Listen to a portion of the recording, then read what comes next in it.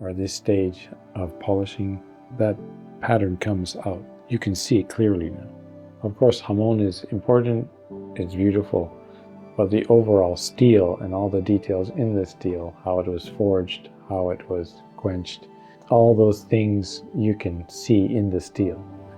The swordsmiths that I've talked to, they all say that the steel, one of the most important and one of the most difficult things on a Japanese sword. And through Jizuya, it helps to bring out and see clearly the details of the steel.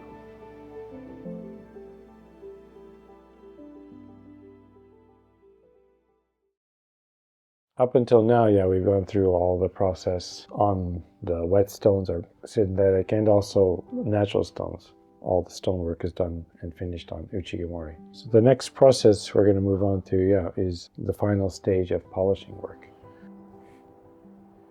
For kitchen knives, obviously, especially when they're produced in numbers, most of the time they will never touch a stone. Everything is done by actually grinders, buffing wheels, so many different techniques you can use to finish a kitchen knife. So this particular blade, as you know by now, it's made out of Tamahagane. It's made by a sword maker, and the process to make it and why it looks the way it does now is because everything is done to this blade exactly the same way you would make a sword. It requires this much work to bring out all the detail and the beauty in the material of this steel of this blade, which is Tamahagane.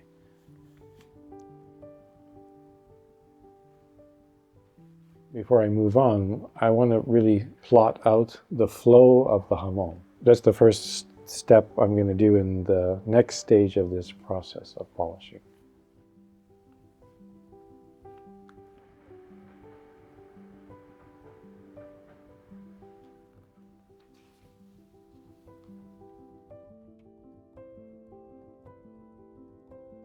I'm drawing out the Hamon, the actual Hamon. From there, I'm going to actually plot out the line of Hadori. You don't have to do this, many polishers don't, and some actually use, I believe it's a deer powder, and they actually paint onto the blade to give an idea of what the actual Hamon line or the flow of the Hamon. So there's lots of different ways you can do it. I don't think there's one correct way. Everybody has their own ways. I like to do it this way. It helps me to visualize and see the detail of the work I need to do. Tamahagane is really an interesting steel. A lot of the sword makers that I've talked to about Tamahagane to be really mysterious steel. It can produce so many beautiful textures, patterns, the steel, the details. The way the blacksmith uses the Tamahagane is very unique. They're able to bring out certain details and colors in the steel that, when polished to this level, create something really beautiful. It is really unique in that sense.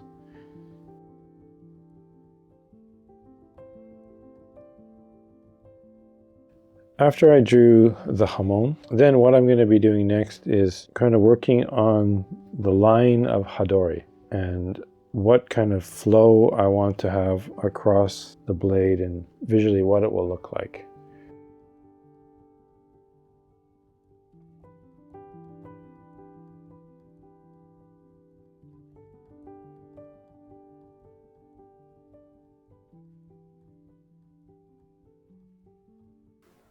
This part's a little complicated, so maybe I'll change it again, but it might look nice to go like this.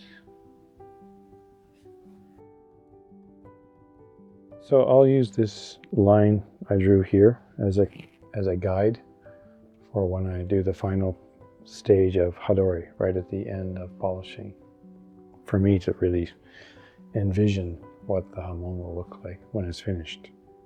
So everything that I'm going to be doing now is actually to prepare to do this last stage. We have to go through Hazuya, Jizuya, and then Nugui, and then from there, the last will be the Hadori, what I'm doing here. And with Hazuya and also Jizuya, there are 4 different purposes, but they both help to bring up the beauty of the piece that we're working on. For performance, all of this is absolutely unnecessary. At probably 400 grit, where we were a long time ago, it cut fine. But at this stage, really now what we're doing is really in line with sword polishing, or what swords are in this day and age, and that is art. As we go through the final stage of polishing, this is all really just to make the blade more beautiful, actually bring out the work of the sword maker, and to bring out as much detail and also contrast and balance as much as possible.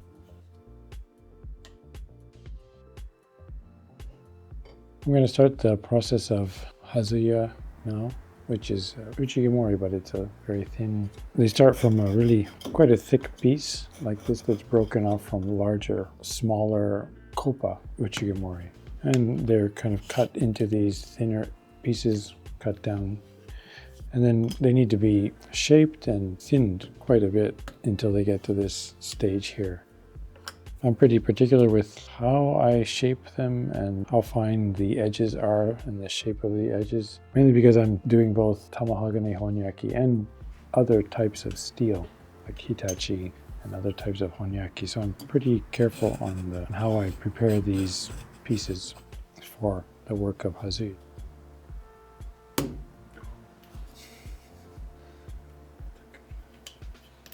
The stone's really hard, but it's fine. I can still use this piece. Just the way it was broken had all these strange angles to it, but it's fine.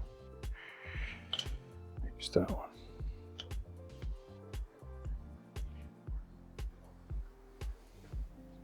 And these have to be cut, shaped, ground down, and then polished.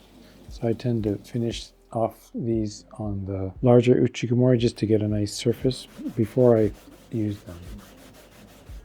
Some people use Hazuya at this stage, and some people go straight to Jizuya. But I tend to like to go through both Hazuya and Jizuya. I find it gets a much nicer surface, much cleaner, much more even, and at the end you can get a much nicer and whiter Hamon and the details in the Hamon. So I like to do both. The type of work I do is really broken up in between really kitchen knife focused work, which is easily done standing because knives are small. They're easy to control. But also a lot of the grit I'm working with for kitchen knives is usually, it's definitely fine grits, but I like to really separate the work of this type of polishing for Tamahagane at this level with any type of work that I'm doing for kitchen knives. The Tamahagane or Honyaki needs to be at. It's at a much finer, higher level than for a basic kitchen knife finishing work. So for me, I find this working like in this way that you would traditionally work for polishing Japanese swords tends to be the most efficient and one of the easiest ways to achieve, for me, that type of fine, very fine finish. So this is really simple, just water and the stone. And this is the area to do it in. So everything's focused here. And when you're doing this kind of work, it needs to be really focused, mentally focused to do this work.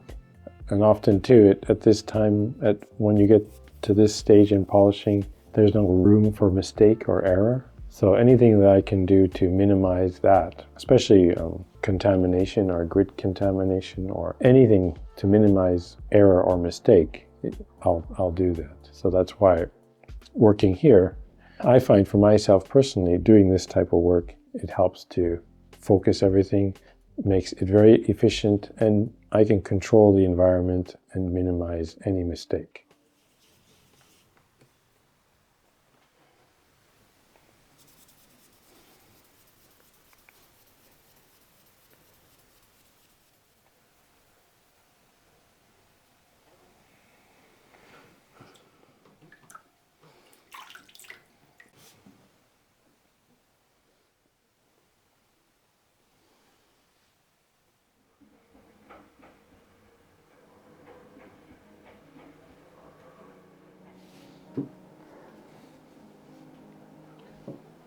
I found a couple fairly bad scratch. Sometimes it happens. Hard to tell from where, but I have to go back to the Uchigamori stone just to remove it before I can go on to Hazuya. When I started to do Hazuya, I noticed a couple lines that shouldn't be there. Then when I looked at the Hazuya, I noticed that there's a small, almost pinhole in the Hazuya. Usually that shouldn't be a problem, but sometimes it can. Those small holes can cause a problem once in a while if something foreign gets caught in there. So it happens, not a lot, but it does happen. I gotta go back to Uchigamori to remove it. Every stage after the Uchigamori stone is nervous. There's always potential for a scratch. You always anticipate a scratch. Sometimes there's none, but and every once in a while you get this like so many scratches. The Uchigamori took the scratches away completely. So that's good. They're not too deep. That was great. Probably, I don't know if you can see it, but these tiny holes, that's probably where the scratches are coming from. It's not maybe the hole itself, but if there's anything in the hole, it's a natural stone. So, there could be impurities, inclusions, because it's natural. So, but this one looks like there's a couple large pockets. They're under 1 millimeter wide. So I wouldn't, but for me, that's large.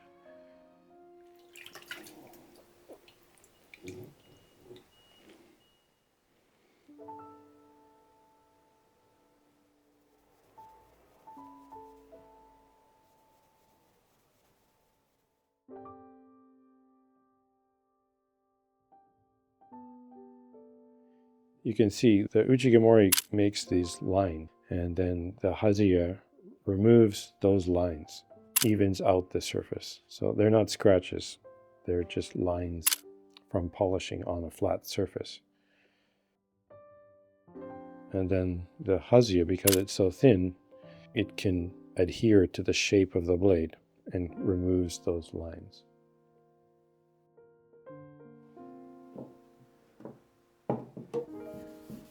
So after Jizuya, basically the work of Jizuya is, I guess you could say, brighten up the soft iron. But what that does, in the process of brightening up the soft iron, it reveals the pattern that the swordmaker put into the steel. And after Jizuya, that pattern comes out. You can see it clearly now. It's not hidden from the white of the Hazuya. Doing Jizuya helps to actually see the quality of the steel.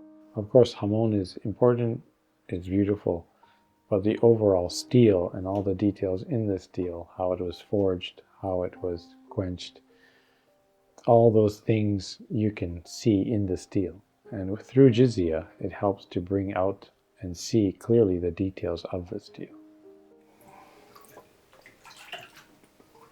The swordsmiths that I've talked to before, like Kunihiro Kawachi that we visited, they all say that the steel is the most important thing. The jigane, the jihada, is one of the most important and one of the most difficult things on a Japanese sword. It's very different from a kitchen knife, obviously, because a Japanese sword needs to take a lot of impact and its use is completely different than a kitchen knife. So everybody knows kitchen knives are used on a cutting board to slice. There's very little actual impact on the edge. Where a sword, its whole purpose is it's a weapon, either block, to cut, for fighting. So its use is completely different. So the makeup, the steel, the construction of the steel is the most important thing.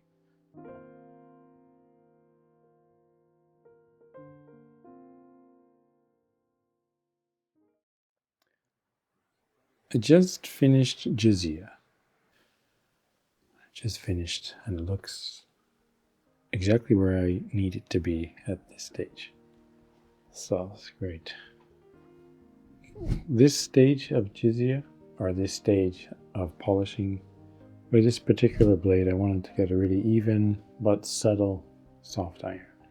So after Jizuya on this particular blade, you can obviously see a mokume pattern. You can see a lot of large rings, smaller rings affect large rings all across. And there's also some really unique little details, some crystal or nie a little bit here and there. But what's really, really strong on this blade is the pattern, the mokume pattern. It's really quite beautiful.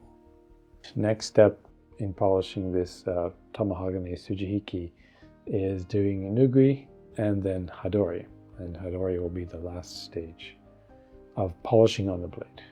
It's exciting to come to the end of this blade and also to really see, okay, it really looks aesthetically now like a sword. So it is exciting. But every stage, you always worry, am I going to get a scratch? I don't know. I've been doing it so long, but I still think about these things. So join us in the next video where we go to the last stage of polishing on this blade. Like, subscribe, and we'll see you in the next video.